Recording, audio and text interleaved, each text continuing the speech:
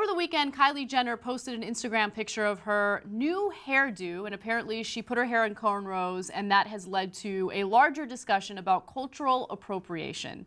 So there's the picture that she put up there. The caption read, "I woke up like this." And apparently an actress by the name of Amandla Stenberg was not too pleased about this. Now, she's an actress from Hunger Games. That's what she's known for. And she wrote the following: "When you appropriate black features and culture but fail to use your position of power to help black Americans by directing attention toward your wigs instead of police brutality or racism, hashtag whitegirlsdoitbetter." Now, we'll get to that hashtag in a second because there's an entirely different story linked to that by itself. But the whole question of cultural appropriation, I think, is a really interesting one, because how far does it go? When does it stop at celebrating a culture and enter the territory of actually offending people? Mm-hmm. So, for example, if she'd done a blackface, everybody would be offended, and that would be outrageous. But are white people not allowed to do cornrows?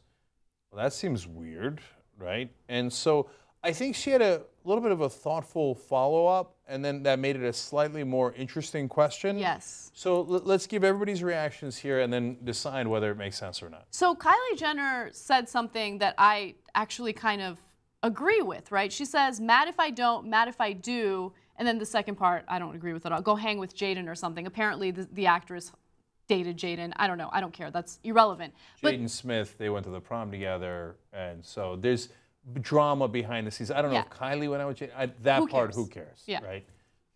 But the mad if I do, mad if I don't, I think that's an interesting statement because, okay, I'm ignorant when it comes to cultural appropriation. I'm going to put it out there because I fail to understand the point of view from people like Amandla, okay? And the reason why I say that is because I don't see what Kylie Jenner is doing as offensive. First of all, Kylie Jenner is not a political figure. Kylie Jenner is not a political commentary person.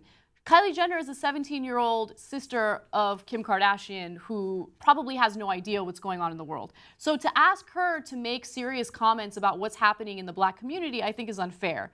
If you're trying to make a statement about how white people can take on black culture and they get celebrated for it, but then black people get criticized for the same culture, well, then you're making a really great point about that. But that's the mass media as a whole. That's not an individual person. So is Kylie Jenner doing something on purpose to offend you? No, this is a hairstyle that she likes. She's obviously proud of it, which is why she took a picture.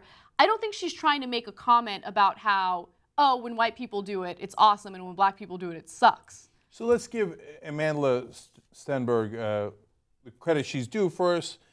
The other part of the argument, which I find to be interesting and smart, she says, appropriation occurs when a style leads to racist generalizations or stereotypes where it originated, but is deemed as high fashion, cool, or funny when the privileged take it for themselves. And then she goes on to also say pop stars and icons adopted black culture as a way of being edgy and gaining attention. Now, those last two quotes I totally agree with. I think that pop stars do that, and then they are viewed in a positive light. Yes. And I agree that when a pop star does it, oh, isn't he cool, he or she cool, and then they get paid a lot of money, etc. But when an African American does it, the authorities don't find it as cool, right? And then you've got the issues associated with that. If she'd left it there as a general thing, as Anna pointed out, then I think we're with her. But when you then say, hence, Kylie Jenner, you should not do cornrows, she loses me entirely, right? Yeah. She's not responsible for how authorities react to black people. I don't know, and I don't know if that Amandla knows what Kylie's views are on Ferguson or anything else. I don't know what responsibility Kylie has as a young woman to fix all those errors. We fight for justice in the best way we can, and we do take on that responsibility in at least commenting on the news, but I'm not sure I'm going to go put it on every nonsense reality star that if you're not out in Ferguson protesting, you're not allowed to do cornrows. And not only that, I think that the anger in this case is a little misplaced, right? Because Kylie Jenner is celebrating a look that she likes, and I don't think that she intended on harming anyone or offending anyone. In her eyes, it's like, I like this look, I'm going to take a picture of it and put it on Instagram, and she probably didn't expect this. And so when she gets a reaction like that, understand that her reaction to it will be, well, what the hell? Like, if you criticize black culture, you're considered racist. If you celebrate black culture, you're considered racist. So which one is it? And that's where the frustration comes from.